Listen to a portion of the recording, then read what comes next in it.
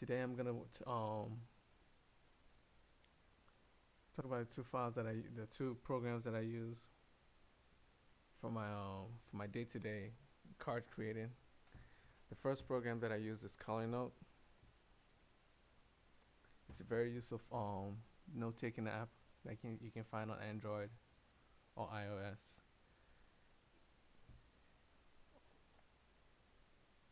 It gives you the options to, for every note that you take, it gives you the option to pretty much pin it to your the top of your phone. You can send it to your email. You can send it to someone else's email. You can text it, and you can save it to your computer if you really want to, or your phone if you want.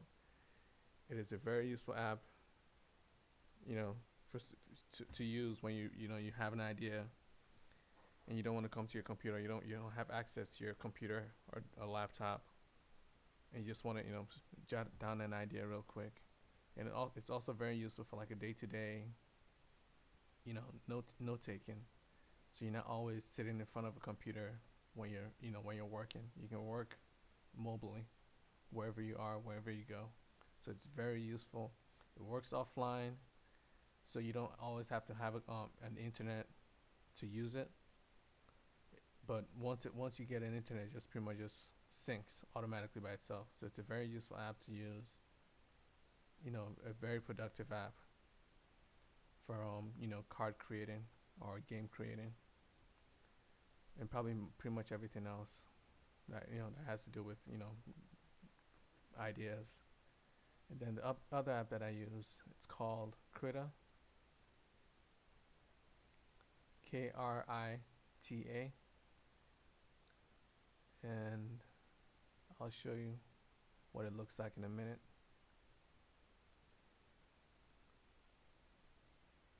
So where am I going again?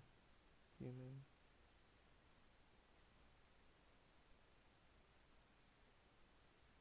There we go. Here we go.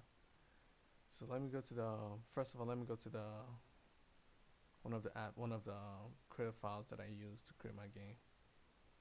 Let me open it up for you in a minute. So heroes, creatures. Because today I'm gonna work on the creatures for the game and just show you how I usually create it. So this is a Krita file. A Krita file always ends in KRA. So that's the differentiator between a Krita file and every other file. So your JPEG files end in JPG, then the Krita file ends in KRA. So this is the Krita. This is Krita. It is image manipulation software, or graphics software. It's very useful. It's free. You can find it on, I think they have it on Mac, Linux, and Windows. And it's a very useful app. It has everything you need to create to create a card, to create a game. At least everything I need to create my card game.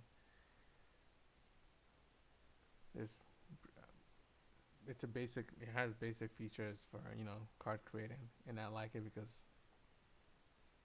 it's just easier for me to use. It's something I'm used to using. So this is Krita. If you want to create your own game by yourself, it's probably something you probably need. Maybe not this one itself, but it's a free software that has a lot of features compared to other softwares like Adobe Photoshop that are paid. So this is this file right here. This is a creature file for my game, and that's pretty much what I'm gonna be working on right now. It's pretty much just creating the game right now. So I'll start off with creatures. How the creatures work is there are two types of creatures in the game. There are regular creatures. So pretty much they work like a template. The regular creature is like a template with basic stats of this is the crystal cost of a card, this is the name of the card, this is the attack point stats, defense points, health points, subtype of the creature, or the subtype of the card, which is right now it's human. And then this is just a regular creature, which is a template. Then there's the gray creatures, which are like pretty much different versions of a regular creature. and each great creature has 4 copies, 4 different varieties that you can choose from. So this is a regular creature, and this is a great creature. And you can see how this one has Battle Brave as a type.